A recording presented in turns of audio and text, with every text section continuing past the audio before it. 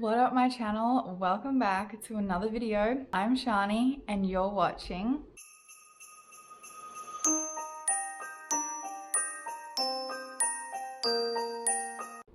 Sound so stupid saying that intro. I do not sound as cool as Jessie does it. If you couldn't tell from the intro and the title and thumbnail, I mean obviously you can tell. What am I saying? Today I am doing another one of my reading booktubers favorites videos, and this one is for reading books that have been loved by Jessie from the channel Bowties&Books.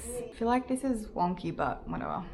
That's just my life right now. As we know, these are my absolute favorite reading vlogs to make. I have done this, how many times now? 4? So I'll leave linked below all of my previous ones, but I have done these videos where I read April's favorites, Jan's, Chloe's, Gabby's. So this is my 5th one, which I am reading Jessie's favorite books. I'm sure you already know who Jessie is, but if not, I will leave their channel linked below. But I'm super excited to be doing this one. Sorry, you can probably hear Ken talking in the background, and out of all of the booktubers favorites that I've done, this is actually the one that I'm like the most confident about. So I have 4 books, which I know I said in the last one, like, who do I think I am trying to read 4 books in a week? But this is actually, I think, achievable in 1 week. I actually had a huge list of books that I could have read for this video, but I didn't own a lot of them, so I tried to just go by the books that I owned because I'm trying not to buy books at the moment. So let me go over the books. Can I speak now? No. Okay, let me go over the books that I am planning to read for this video. So we'll start with the book that I saw Jessie review on their Instagram recently, and I've had this book on my shelf for a while, and as soon as I saw them say that it's one of their favorites of the year, I was like, okay, perfect, I'm making this video now. So the book is Infinite Country by Patricia Engel. Don't know if I'm saying that right. This is a really short book too. It's under 200 pages. And I originally purchased this book because I saw Kaylee from the Instagram account Dog-Eared Page. She doesn't have a YouTube channel anymore, but she posts on her Instagram. And she and I have pretty similar reading taste, I have noticed. And she posted about loving this earlier in the year, so I picked it up and I've just had it sitting on my shelf, and Kaylee is the only person that I had heard talking about this until I saw Jessie reviewing it, saying that it could be one of their favorites of the year. So of course that makes me extra excited to read it. And I believe it is to do with a family I don't really want to know too much about before I go into it. So that's the first book on the TBR. Okay, the second book is one that I've also had sitting on my shelf for a little while, and I don't know why I haven't picked this up yet, but I feel like Jessie was the first that I saw speaking about this book when it first came out, and that is All Boys Aren't Blue by George M. Johnson. This is pretty popular now. I feel like I've seen quite a few people reading it now, but I definitely saw Jessie talking about this one first. And this is a memoir which has gotten just really great praise from everyone, so I'm assuming that it's going to be amazing. The next book is actually funny because Jessie just posted a video yesterday. Oh, hang on, let me talk about the book first. The next book is Tokyo Ever After by Emiko. Yesterday, Jessie posted a video where they reacted to ugly book covers with Jan, and they had asked for people on Instagram to submit like books for them to react to that had ugly covers, and I said this one. And yeah, it's just funny that that video came out yesterday and today I'm starting this video. But anyway, because I mean, why does this cover look like this? The US cover is so pretty, and this one, like, why does she look like that? And why does it say, who me, princess? Why? I don't know why. Anyway, this I believe is like a Princess Diaries but with an Asian main character, so that has me really excited. And I read 5 pages of this before I got interrupted by Kian. And the fourth and final book I don't have a physical copy of. I'm reading the ebook via my library. However, I have started it today. I'm about halfway through and I think I'm going to order a physical copy because I'm getting the 5-star vibes. But the last book is The Death of Vivek Ogee by Akwaeke Emezi. I think I'm saying that right. I don't know. Everything sounds weird in my accent. And I feel like this author had a new book out this year, maybe? I think it was this year. And I know that Jessie had said that that book is one of their all-time favorites. But yeah, this is the one that my library had, and this is the one that I have been wanting to read for so long. A lot of people had it on their favorites of 2020 list last year, so I've been really wanting to read it, but I don't own a physical copy like I said, but saw that my library had the ebook, and yeah, I think that I might order a physical copy because so far it's really good. And I have almost cried so far reading it, and yeah, I'm getting a 5-star feeling. It's making me kind of nervous because I already have kind of like set in my mind my favorites of the year, and I feel like potentially this video is going to make me need to reshuffle it because maybe some of these books are going to make it into my favorites, and The Death of Vivek Ogee is definitely a contender. Anyway, I think this intro, okay, I think this intro is long enough. But yes, super excited to be doing this next episode of my booktubers favorites. I obviously love Jessie and their channel. And it was actually really cool because the other day I was doing some reading sprints on Jan's channel, and Jessie is friends with Jan, so they were also on the reading sprint, so that was cool to be able to hang out with them. You're not going to let me talk at all. Which brings me to the next part, which is that I usually try and do something or watch something or whatever that the certain booktuber that I'm doing the video for would normally do in their videos or their life. So I think for this one, Jessie has a dog. If you don't watch their channel, Jessie has a dog called Akasha, who in some of their vlogs, they've taken her to the dog park. And I have a son, not me comparing my son to a dog. So instead of taking him to the dog park, I will just take him to the human park, also known as the playground. I don't do that. So yeah, I'm thinking that can be one of my things that I can do. I think near me there's one where there's like a cafe, so I can get a coffee and maybe read a book and he can hopefully play. But plans like this sometimes just don't work out because he decides to be in a bit of a mood. So we'll just see how we go. But anyway, I think I'll definitely be finishing Vivek Ogee tonight, I'm thinking. So I'll update you with my thoughts in the morning. Okay, good morning. I'm gonna try and be quick because Kian is sleeping and I don't want to wake him up. But last night I finished reading The Death of Vivek Ogee and now my camera battery's dying. Oh my god. And yes, I'm going to give The Death of Vivek Ogee 5 stars. I was basically just laying in bed sobbing. But yeah, the book is pretty much just discussing the death of this character named Vivek Ogee. As the title suggests, we already know that there's a death. We know that Vivek's gonna die. Talks about it in the beginning of the book, and then as the book goes on, we get chapters from when Vivek was alive, and we get chapters from different people in Vivek's life, and yeah, you just really come to feel for them all, and I was just really emotional and sobbing. Is it going to become one of my favorites of the year? Possibly. I definitely need to get myself a copy of this one.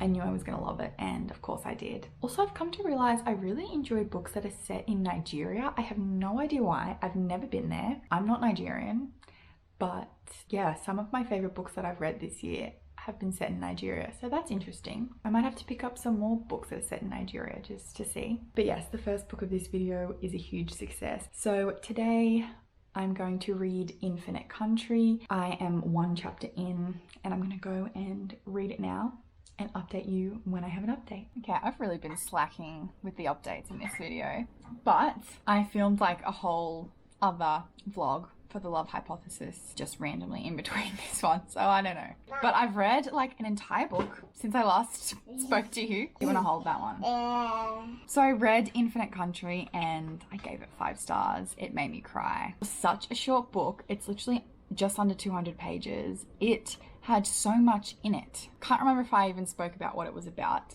but basically we start the book and we are following this girl and she's in a correctional facility, I believe is what it was called, because she committed an act of violence, which we do find out what it is. And we basically follow her. Thank you. Thank you. Can I hold this one now? Oh no, you want it again. Okay. So we basically follow her as she wants to get out of this correctional facility to get to her family. And we also find out that her family is split. So then we also are following in the past.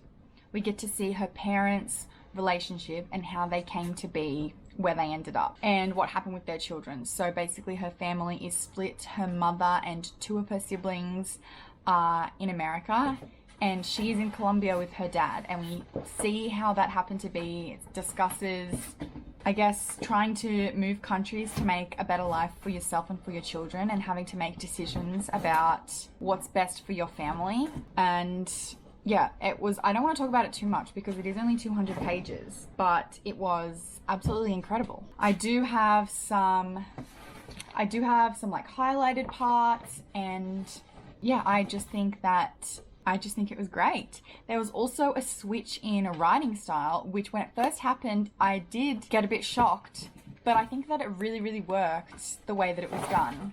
So for most of the book, it's written in 3rd person, right?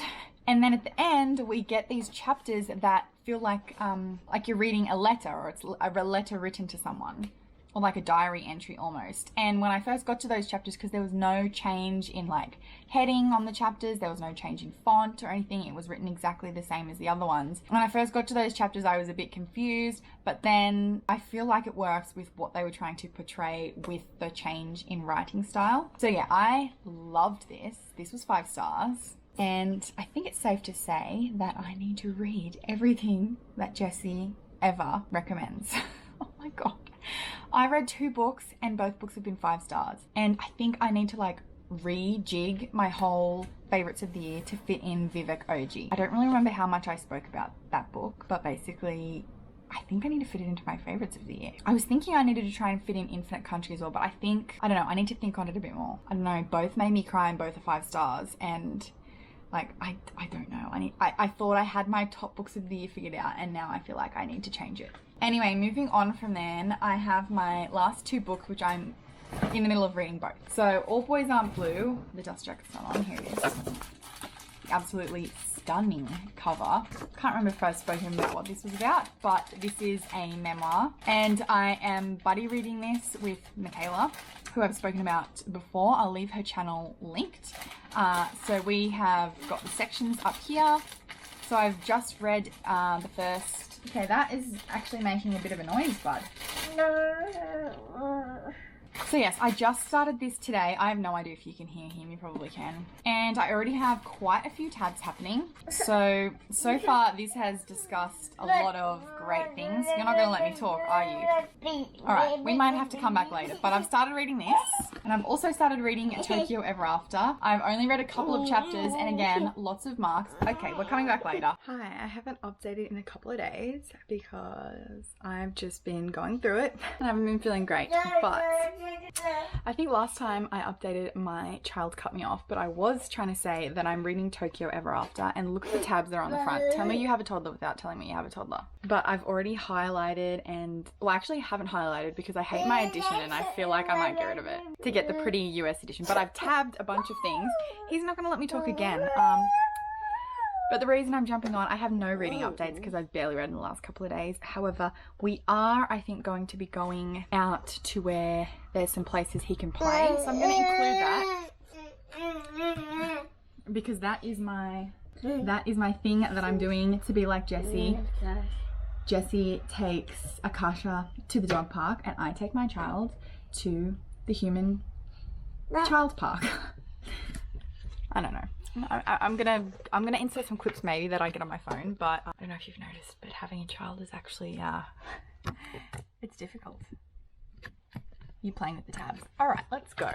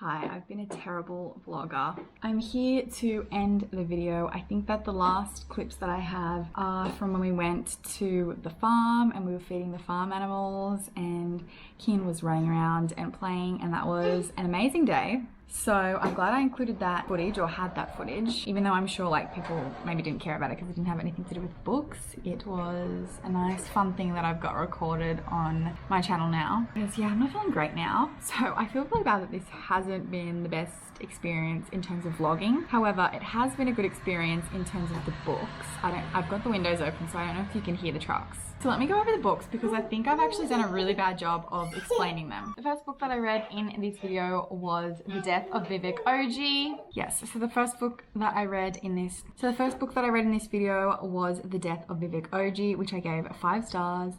It is amazing, which it just follows the events, I guess you would say, and the life of this character named Vivek Ogee, and I guess the people closest to them, and kind of leading up and the aftermath, both timelines of their death. And yeah, basically just made me sob, and it was incredible, and it's one of my favorite books. I do have a physical copy coming in the mail because I did read the library ebook that I had access to, so going to be doing a reread for sure in the future so that I can annotate my physical copy. After that, I read Infinite Country by Patricia Engel, also gave this 5 stars. I think this is like the only book that I actually talked about properly in this vlog, so whoops. But yeah, super short, would really recommend this to everyone. Yeah, because I really enjoyed it. Then the next 2 books, which I didn't really get to talk about that much, I have Tokyo Ever After by Emiko, which, like I said, is like Princess Diaries but with an Asian main character. It's basically this girl who never knew her father, and then in the beginning chapter she finds like this evidence of who her dad is, and her friends help figure it out, and they look it up online, and it turns out he's like royalty in Japan. So yeah, she contacts him and she ends up going over to Japan, and they've had a lot of great discussions about race. And I've mentioned it before in videos, but one of my favorite things in books is where a character who's like not really connected to one part of their culture, if they're mixed or just like their culture in general, discovers more about said culture and maybe even goes to that country and yeah, discusses about how they feel like they don't belong in either country, because that's something that I can relate to. So I have read a few books like that this year, and this is one of them. Even though I don't think she's mixed, she is, I think, just Japanese, but she was raised in America, so when she goes to Japan she feels a bit left out. She also feels left out within like the royal stuff because she wasn't raised in royalty, so she doesn't understand like the practices and things.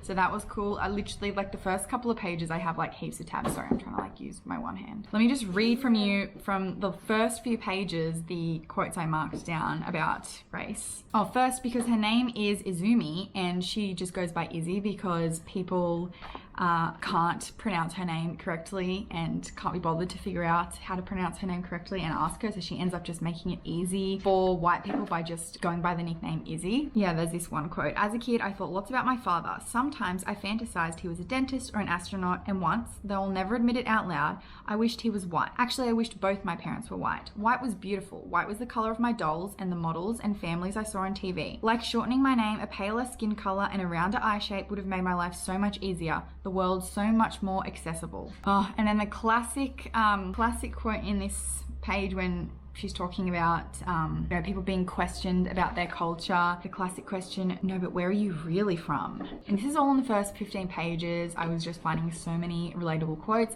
I think I'm settling on like a 4.5 stars. I rounded up to 5 on Goodreads. I really loved it, but I don't know. I just never feel like I enjoy young adult as much anymore. So I tend to only pick up ones that I know I'll definitely like. And this is definitely one of them. I would really recommend this to anyone because while this is young adult, she doesn't spend any of the time in a high school. I think that's one of the things I found that I don't like to read in young adult is if it's set in an actual high school.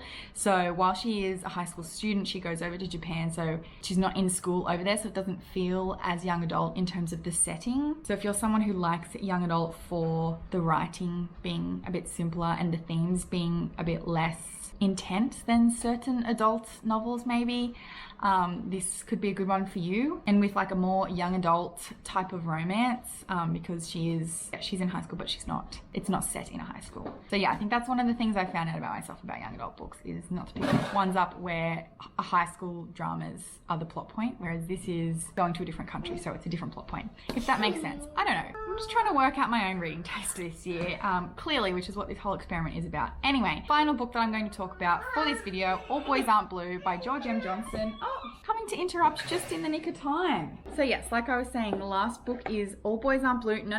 So this one, I think I said I was buddy reading with Michaela, and I feel like nonfiction is a nice thing to buddy read with people because, I don't know, it's just nice to have someone to be reading alongside with and discussing the things that you are finding within the book. I guess that's with any book, but I don't know, nonfiction is just nice to buddy read with.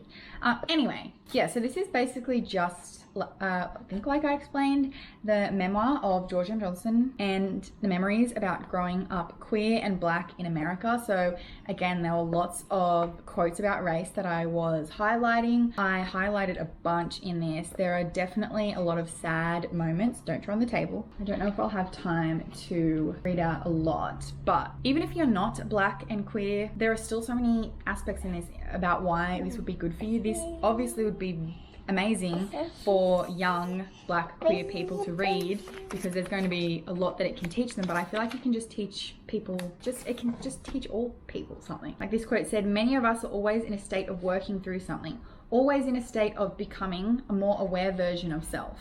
And I really liked the way that it discussed that, like he didn't just come out as whatever and then that was it for the end of time. Like he was evolving and he was discovering new things. So yeah, that quote was like on the 5th page and already I was like, wow. I learned a valuable lesson about holding on to trauma. It's necessary that we do the work to unpack our shit. Let yourself unlearn everything you thought you knew about yourself and listen to what you need to know about those who navigate life outside the margins of a heterosexual box.